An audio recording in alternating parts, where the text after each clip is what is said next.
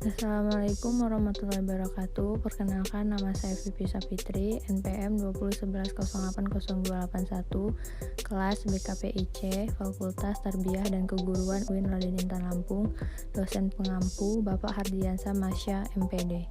Di sini saya akan memenuhi tugas konseling multikultural. Religius atau spiritual identity dapat disimpulkan bahwa spiritual fokusnya lebih ke jiwa atau rohani seorang, sedangkan religi fokusnya lebih ke kepercayaan atau agama. Dengan kata lain, orang yang spiritual adalah orang yang baik, sedangkan orang yang religius adalah orang yang taat dengan agamanya.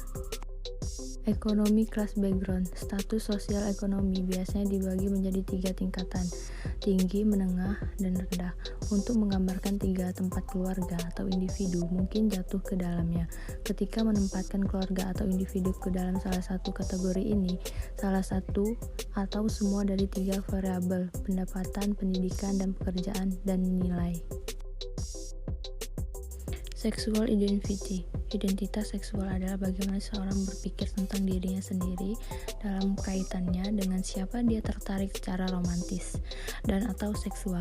Identitas seksual juga dapat merujuk pada identitas orientasi seksual, yaitu ketika orang mengidentifikasi atau tidak mengidentifikasikan dengan orientasi seksual atau memilih untuk tidak mengidentifikasi dengan orientasi seksual.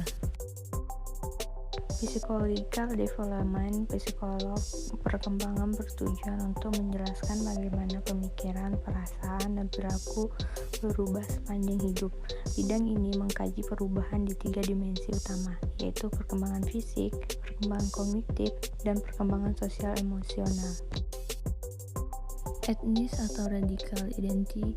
Perkembangan identitas etnis mencakup pembentukan identitas dalam kategorisasi diri individu dalam dan keterikatan psikologis pada kelompok etnis. Identitas etnis dicirikan sebagai bagian dari konsep dan identifikasi diri seorang yang menyeluruh. Ini berbeda dengan perkembangan identitas kelompok etnis. Chronological disposition dalam Kamus Besar Bahasa Indonesia.